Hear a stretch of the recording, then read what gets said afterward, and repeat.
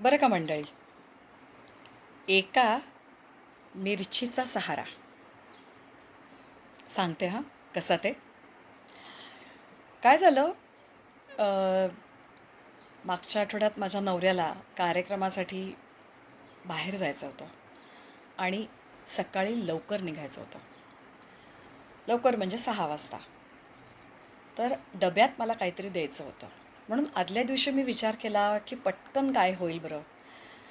तर माझ्या लक्षात आलं, की साबुदाण्याची खिचडी सिंपल आणि पटकन होईल.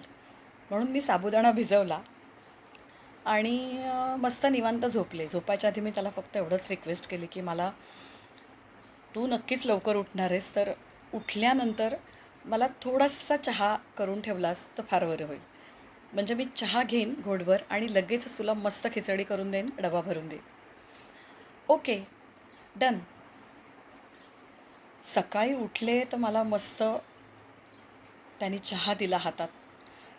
असा आयता चहा मला हातात मिळालेला मस्त झाला होता. खूप छान वाटलं, फ्रेश झाले आणि स्वयंपाकघरात खिचडी करायला म्हणून मी गेले. साबुदाणा अत्यंत मस्त भिजलेला होता. साबुदाणा घेतला, कढई ठेवली गॅसवर, कढईत तेल घातलं, फ्रीज उघडला कारण अर्थातच कोथिंबीर, मिरच्या, ओलं खोबरं सगळं हवं होतं. ते काढायला गेले. बाकी सगळं मिळालं. पण मला एका गोष्टीचं जरा आश्चर्य वाटलं आणि थोडं वाईटही वाटलं, की मिरच्या 2च उरल्या होत्या.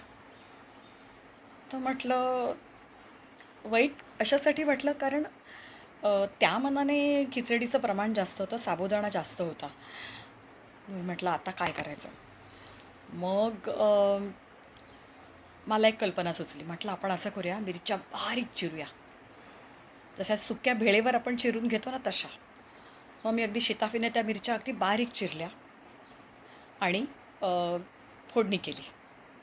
तेल, जिरं, हिंग मस्त खमंग वास आला. मिरच्या घातल्या, साबुदाणा घातला. त्याच्यानंतर मीठ, थोडीशी अ, अ, कणभर साखर आपण चवीला घालतो तसं सगळं घातलं आणि खिचडी ढवळण्यासाठी म्हणून मी चमच्याळ्यापाशी माझा हात गेला आणि तो चमचा काढताना माझा मागे लक्ष गेलं. बघते तर काय, एक लाल वाळलेली मिरची चमचाळ्याच्या मागे पडली होती. म्हणजे अगदी वाळलेली नव्हती, पण ती 1-2 दिवस इथे मागे राहिल्यामुळे हिरवा रंग बदलून त्याचा रंग लाल झाला होता. आणि मला ती मिरची बघून इतकं मस्त वाटलं ना, मिरचीवर झडप घातली आणि म्हटलं आता ह्या मिरचीचा नक्कीच आपल्याला फायदा होईल. कारण ती खिचडी जी होती ना, तिची मी चव आधी बघितली होती. थोडीशी आपण म्हणतो ना, अळणी म्हणजे मिठाच्या बाबतीत नाही, पण एक अशी थोडी माइल्ड झाली होती चवीला. काय करायचं कळत नव्हतं आणि अशातच मला ती मिरची मिळाली आणि त्याच्यामुळे मला खूप आनंद झाला. मिरची घेतली, पुन्हा बारीक चिरली. ऑलरेडी साबुदाणा वगैरे सगळं पडलेलंच होतं कढईमध्ये. ती मिरची मी वरून पेरली. मस्तपैकी पुन्हा एकदा खिचडी परतली आणि चव बघितली. तर पहिली जी फिकी चव होती ना, त्याच्याऐवजी आता प्रत्येक घासाला मला त्या छोट्या-छोट्या मिरचीच्या लाल तुकड्यांमुळे ना, एक चटकदार, तिखट आणि गोडसर अशी ते एक सात्विक चव येते. पण त्याला एक प्रत्येक घासाला एक असा चटकदार तिखटपणा लागत होता. तर मला इतकं मस्त वाटलं. म्हणजे एकदम बहारदार चव आली खिचडीला आणि ती खूप मला छान वाटलं म्हणजे. आणि मग ती खिचडी तयार झाल्यानंतर मी डब्यात भरत होते ना, तर त्या लाल मिरचीच्या तुकड्यांकडे बघून ना माझा ऊर अगदी खरंच भरून आला.